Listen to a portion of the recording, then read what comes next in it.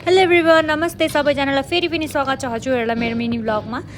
म चाहिँ होइन कति हजुरहरूलाई विशालको टुर मलको टुर गराउनु भनेर आज चाहिँ तपाईँहरूलाई ग्रिन सिटी सुपर मार्केटको ग्रोसरी स्टोर टुर गराउँदैछु साथीहरू। यहाँनिर हेर्न सक्नुहुन्छ सरपहरू। घरमा सरप सकेको थियो अनि म चाहिँ सरप लिनु गएको थिएँ खास चाहिँ है, अरू त्यस्तो के सामानहरू त लिएको थिइनँ। अनि हेर्नुहोस् तपाईँले बिङ्गोको कस्तो कस्तो डिजाइनको कस्तो कस्तो प्रकारको चिप्स खानु मन छ यहाँनिर तपाईँहरूले सबै थोक पाउँछ हो।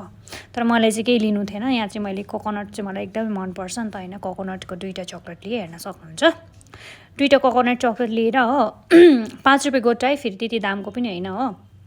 अनि मैले चाहिँ के गरेछु भने चक्लेटहरू लिएँ, अन्त बच्चाको ट्रली हुन्छ नि सानो बच्चाको हो, तिनीहरू नानीहरूको ट्रली लिन्छु कि मैले, एकदमै सरम भयो हो। बादमा चाहिँ यस्तो कमर दुख्यो कि अनि म चाहिँ यहाँ हेर्नु कति सानो हो त्यस्तो ट्रली मैले पनि लिएको थिएँ। अनि त्यहाँबाट म चाहिँ अब ट्रली चेन्ज गर्नु जाँदैछु, हेर्न सक्नुहुन्छ। अनि यहाँनिर हेर्नुहोस् न, यहाँनिर चिप्स तपाईँहरूले हेर्न सक्नुहुन्छ कस्तो कस्तो डिजाइनको चिप्स चाहियो। चिप्स अब यहाँनिर तपाईँ यो चाहिँ अलिकति डब्बावाला चाहिँ अलिकति मतलब कस्टली हुन्छ है, अलिकति दाम लिन्छ हो साथीहरू, हेर्न सक्नुहुन्छ।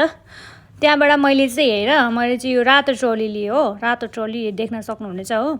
त्यो चाहिँ सानो ट्रली थियो नि त नानीहरूको, त्यो ट्रली चाहिँ मैले एक्सचेन्ज गरेर अनि यो रातो ट्रली लिएको, हेर्न सक्नुहुन्छ। मैले चाहिँ अलिक सरप र 2टा कोकोनटको चक्लेट मात्रै लिएको छु। अरू सामान चाहिँ के लिएँ भन्दाखेरि बिस्किट लिएको थिएँ हो, एउटा मिल्की मिस्ट भन्ने बिस्किट हो, एकदमै राम्रो क्वालिटीको, राम्रो हुन्छ खानुलाई पनि होइन।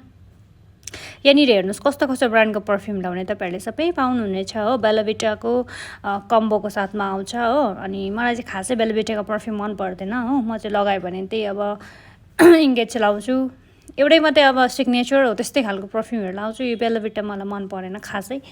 अनि त्यहाँबाट हेर्न सक्नुहुन्छ बोल्दा बोल्दै ल गाइस यति नै हो। बुहेटौँला फेरि अर्को ब्लगमा, टाटा।